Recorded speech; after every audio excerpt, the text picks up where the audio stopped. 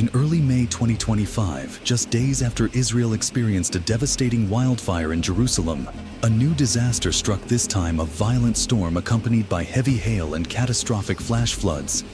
The hardest hit areas were the city of Dimona and the Negev region, where torrential rain and hail overwhelmed drainage systems, turning streets into rivers within minutes. Normally dry regions like the Negev desert and the Arava valley were suddenly submerged in mud and water.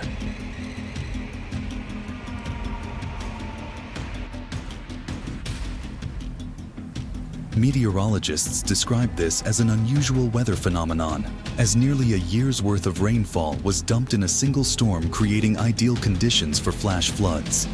The combination of steep terrain, dry stream beds, and a powerful storm turned a rain event into a nightmare no one saw coming.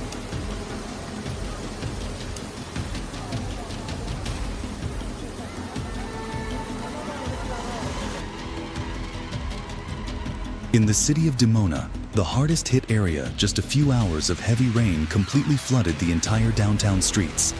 Homes, shops, and vehicles were submerged in thick, muddy water. The aging drainage system was quickly overwhelmed, causing water to backflow into residential areas. Some neighborhoods were flooded up to half a meter deep, forcing hundreds of families to evacuate urgently during the night.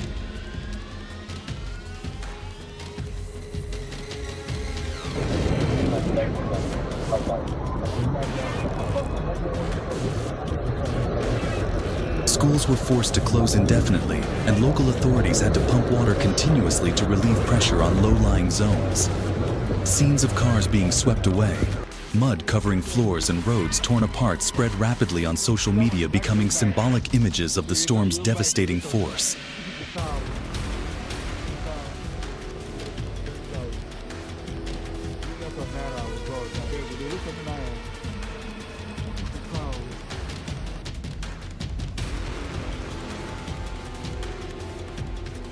Not far away, the Ein Gedi area near the Dead Sea witnessed one of the most destructive flash floods in recent memory. Two usually dry streams, Nahal David and Nahal Arugot, suddenly turned into raging torrents after upstream water rushed down hiking trails, nature reserves, and popular tourist spots were severely damaged. Roads were cut off, and the power grid collapsed, forcing rescue teams to deliver food and drinking water by air to stranded residents and tourists. The entire area was completely isolated for hours before rescue teams could gain access.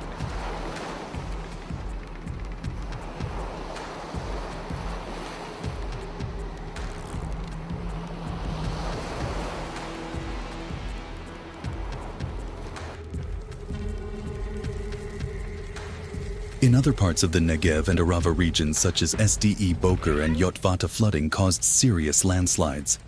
Torrents of water carved deep channels into roads, destroyed irrigation systems, and swept away crops across thousands of hectares of farmland. Locals reported that an entire season's harvest was wiped out overnight, dealing a heavy blow to agriculture in this already harsh desert environment.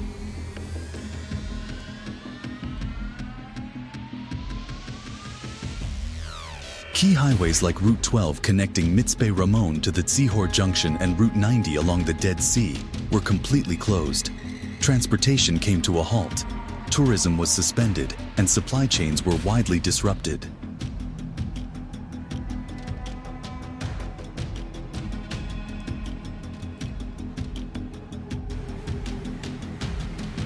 What made this event particularly severe was the abnormal amount of rainfall.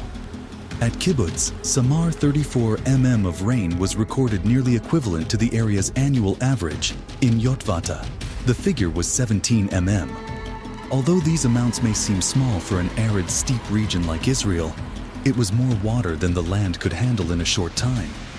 Instead of seeping into the ground, the water was channeled by dry stream beds straight into populated areas, causing sudden, unmanageable flash floods. Geologists explained that the area's topography, basins, slopes, and gravelly terrain accelerated the water's movement, turning it into torrents similar to waterfalls crashing down onto the plains.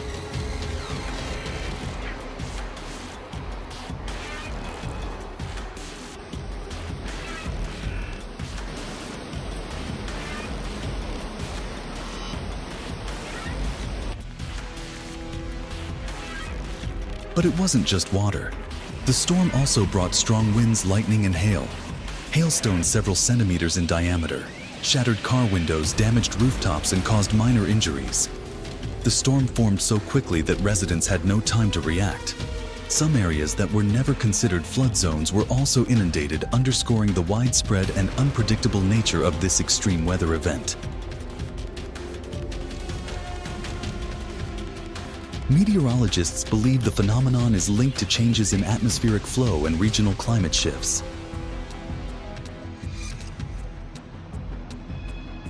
Beyond damaging homes and infrastructure, the flooding also knocked out power, water, and communication systems. Residents were left without electricity, clean water, or communication for hours. Emergency aid organizations were rapidly deployed to provide essential supplies, water filtration equipment, and medical support to isolated regions. The Israel Defense Forces (IDF) also mobilized helicopters and special rescue units to reach high-risk areas inaccessible by vehicles.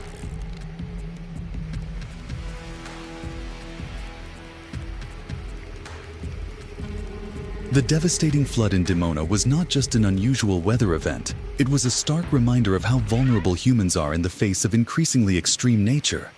In just a few days, Israel faced wildfires, hailstorms, and flash floods, seemingly opposite phenomena that are now occurring more frequently within the same ecosystem. Urban infrastructure, drainage systems, and current warning mechanisms are clearly insufficient against the challenges of climate change.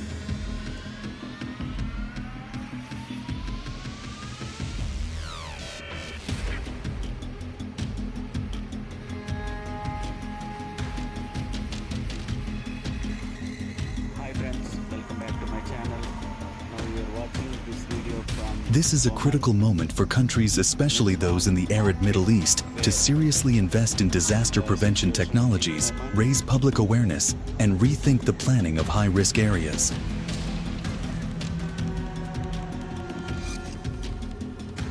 What do you think Israel and the world should do to adapt to increasingly dangerous extreme weather? Share your thoughts and follow the channel so we can stay alert and better prepared for an unpredictable future.